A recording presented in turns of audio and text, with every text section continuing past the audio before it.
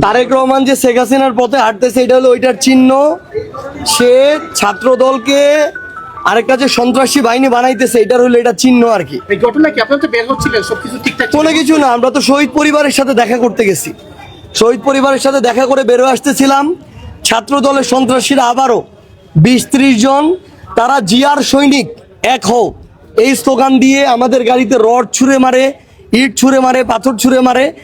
এই জিয়ার সৈনিকরা মানে দুঃখজনক, এগুলো আমরা বলতে চাই না আসলে। এরা 16-17 বছরে শেখ হাসিনা একটা চুলও বাঁকা করতে পারে নাই।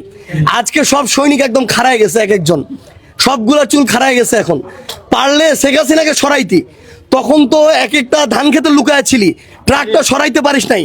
আজকে একটা শান্তিপূর্ণ জায়গায় আমরা আমাদের শহীদ পরিবারদের সাথে দেখা করতে গেছি, ওইখানে তুই জিয়ার সৈনিকের হ্যাডাম দেখাইতে গেছিস।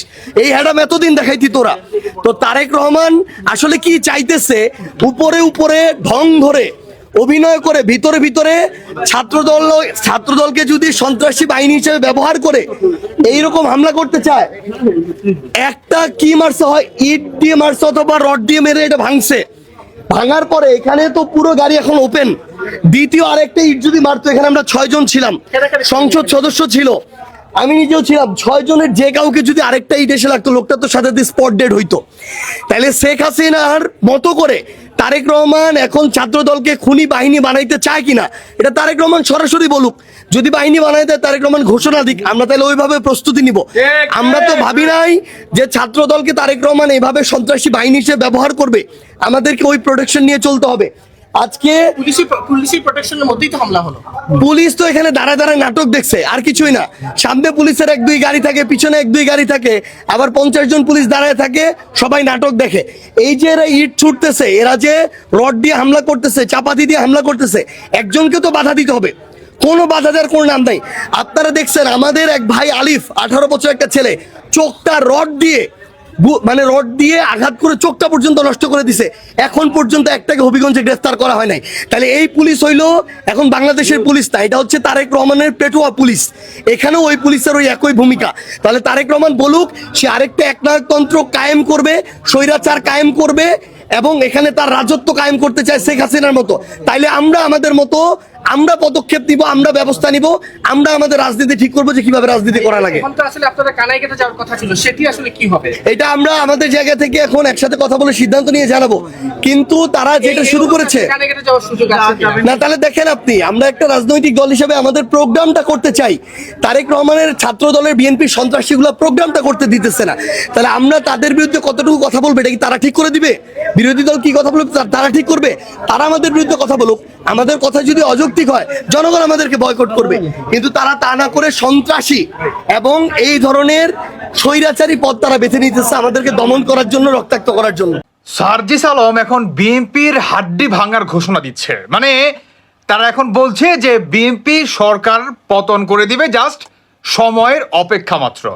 এখন তারা বিএনপিকে এই ধরনের হুমকি দিচ্ছে, আর ছাত্রদলকে নাকি তারা রাস্তায় পেলে ন্যাংটা করে নাকি পেটাবে, এই ধরনেরও তারা বিবৃতি দিচ্ছে। নাসির উদ্দিন পাটোয়ারি উনি সহ গতকালকে রাতে নাসির উদ্দিন পাটোয়ারি, সার্জিস আলম ওনাদের গাড়ির উপর হামলা হয়েছে। এটাকে কেন্দ্র করে এখন বলছে তারেক রহমান তাহলে সরাসরি আমাদেরকে বলে দিক আমাদের সাথে যুদ্ধ করতে চায়। তারেক রহমান তাহলে বলে দিক তাদের পুলিশ বাহিনী দিয়ে পেটুয়া বাহিনী। পুলিশের নতুন ট্যাগ হচ্ছে পুলিশ পেটুয়া বাহিনী। কে দিল? এনসিপি। এই হচ্ছে বর্তমান এনসিপির অবস্থা, ভাবা যায়। তবে যে যাই বলুন না কেন ভাই, আওয়ামী লীগের একজন সতীর্থ হয়ে কিংবা একজন কর্মী হয়ে আসলে বর্তমান তাদের এই খেলা এনজয় করছে একদম মনের ভিতর থেকে। বললাম আমি আপনাদেরকে আরেকটা ফুটেজ দেখাতে চাই, সেটা নিয়ে কিছু কথা বলতে চাই। ভাই আমার জীবনে অনেক বড় স্বপ্ন ছিল আমি একটা লিগের থাপড়াবো, মানে ছাত্র লিগের, বুঝছেন? কিন্তু ভাই সামনে পাইছিলাম, মানে থাপড়ানোর সুযোগ পাইনি। মানে সবাই মারামারি শুরু করছে, ওরা মারতেছে সবাই, আমি কোথায় দিয়ে থাপ্পড় দিব?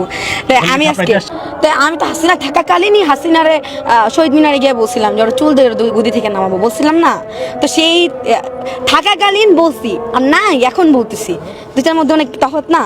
আর এখন তো না, এখন তো একটা মানে আপনি যে যারা আওয়ামী লীগের পাচার, তো ঠিক আছে, তো ওরাও এসে বলবে যে হাসিনা খারাপ, না, কয়জনের সাহস। মানে ওনার খুব শখ আওয়ামী লীগকে উনি পেটাবে, মানে আওয়ামী লীগকে হাতের কাছে পেলে উনি চর মারবে। আমি শুধু ওনার উদ্দেশ্যে একটা কথাই বলতে চাই, এই সমন্বয়কে কেন্দ্র করে বা এনসিপির এই নেত্রীকে কেন্দ্র করে আপনি দেশে থাকুন, কেমন? এটা হচ্ছে রিকোয়েস্ট। অবশ্যই আপনি থাপড়াবেন, অবশ্যই থাপড়াবেন। সেটা ঘাটে থাপড়াবেন, মাঠে থাপড়াবেন নাকি খাটে থাপড়াবেন, সেটা ডিসাইড করবে আওয়ামী লীগ। আই রিপিট, আপনি ঘাটে থাপড়াবেন না মাঠে থাপড়াবেন নাকি বেডরুমে থাপড়াবেন, সেটা সম্পূর্ণ ডিসাইড করবে আওয়ামী লীগ। জাস্ট একটুখানি সবুর করো। দর্শক বন্ধুরা, আপনারা কি ভাবছেন অবশ্যই জানিয়ে যাবেন। ভালো থাকুন সবাই। আল্লাহ হাফেজ, আসসালামু আলাইকুম।